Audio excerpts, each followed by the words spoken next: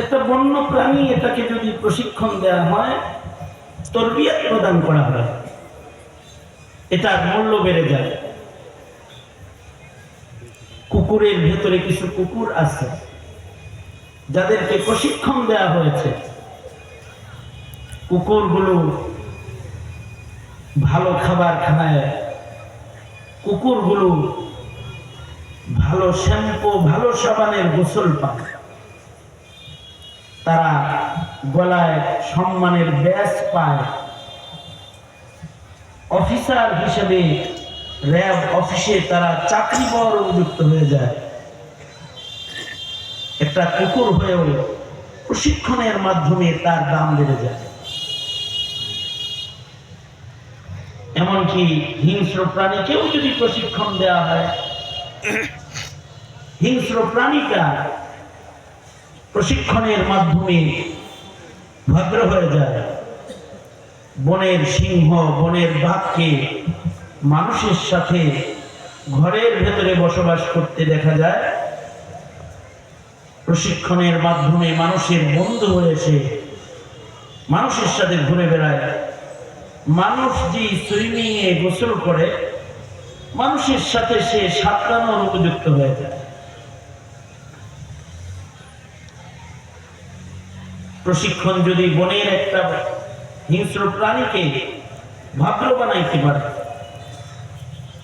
শিক্ষা আর প্রশিক্ষণ যদি, তরবিয়ত যদি উড়ন্ত পাখির মূল্য লাখ টাকা বানাইতে পারে, প্রশিক্ষণ যদি বিড়ালের মূল্য বাড়াতে পারে, ট্রেন আপ করার কারণে যদি, প্রশিক্ষণের কারণে যদি কুকুরের মূল্য বাড়তে পারে, ইনসান তাকেও প্রশিক্ষণের মাধ্যমেই তার দাম বাড়ায় জান্নাতের বিছানায় শোয়ার উপযুক্ত করতে হবে। এই কারণেই আল্লাহ তাআলা পৃথিবীর আদিকাল থেকে মানুষের জন্যই প্রশিক্ষক প্রেরণ করেছেন। নবীরা প্রশিক্ষক হয়ে এসেছেন। আদি পিতা বাবা আদম থেকে শুরু করে আমাদের নবী পর্যন্ত যত পয়গম্বর দুনিয়াতে এসেছেন, সব নবীরা মানুষের জন্য শিক্ষক হয়ে এসেছেন। নবুয়তের ধনে আল্লাহ তাআলা তাদের ধনী বানায় মানুষের জন্য শিক্ষক করে, প্রশিক্ষক করে প্রেরণ করেছেন। জান্নাতের বিছানায় জান্নাতের হুর জেলমনদের সাথে থাকার উপযুক্ত মানুষ বানানোর প্রশিক্ষণ যুগে যুগে নবীরা জমিনে দিয়েছেন। নবীরা মানুষদেরকে আল্লাহর বন্ধু হওয়ার উপযুক্ত মানুষে রূপান্তরিত করেছেন। এ কারণে এই পৃথিবীতে লক্ষাধিক নবী রাসূলের আগমন হয়েছে। সকল নবীরাই শিক্ষক হয়ে এসেছেন, জাতিকে জান্নাতে যাওয়ার প্রশিক্ষণ প্রদান করেছে। আমাদের নবী বিশ্বনবী মুহাম্মদুর রাসূলুল্লাহ সাল্লাল্লাহু আলাইহি ওয়াসাল্লাম তিনিও বলেন, বুইসতু মুআল্লিমান।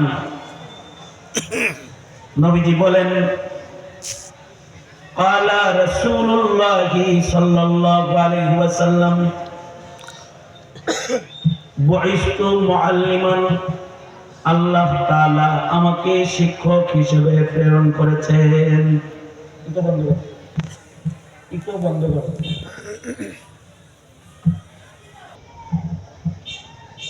নবীরা যে শিক্ষকতা করবেন, এ কারণেই আল্লাহ তাআলা যোগ্য শিক্ষক নবীদেরকে বানাইতে, নবীদেরকে শিক্ষকতার ইলম আল্লাহ তাআলা নিজে দান করেছেন। সুবহানাল্লাহ।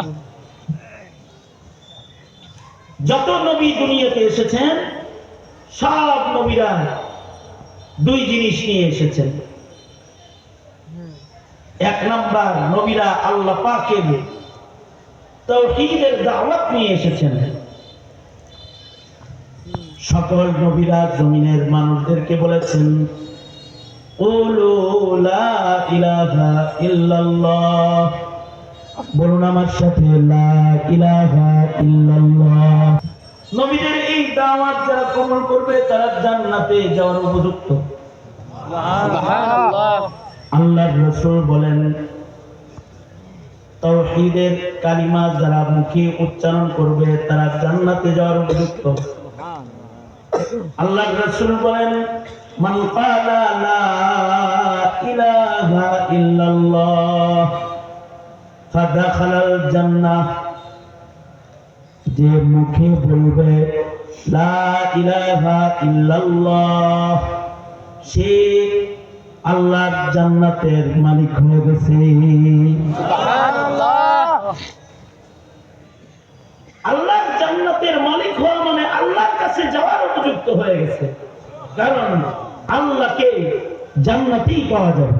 আল্লাহু আকবার জোরে বলেন। জান্নাতে গেলে বান্দা আল্লাহকে পাবে। এই জান্নাতে যাইতে হইলে নবীদের প্রশিক্ষণ, সকলকে বলতে হবে লা ইলাহা ইল্লাল্লাহ। আমাদের নবীও বলেছেন ইয়া আইয়ুহান নাস কুলু লা ইলাহা ইল্লাল্লাহ। আল্লাহর রাসূল বলেন একবার যদি বিশ্বাসের সাথে কেউ বলে লা ইলাহা ইল্লাল্লাহ, আর যদি তাওহীদের এই বিশ্বাসের উপরে অটল রয়, আল্লাহ তাআলা তাকে অবশ্যই আল্লাহর জান্নাত দান করবে। কালিমা ওয়ালাকে আল্লাহ তাআলা অবশ্যই জান্নাত দান করবে। এই কারণে আল্লাহর রাসূল নিজের চাচাকে বলেছেন চাচা একবার বলেন লা ইলাহা ইল্লাল্লাহ। যদি একবার আপনি কালিমা বলেন আমি আপনাকে আল্লাহর জান্নাতে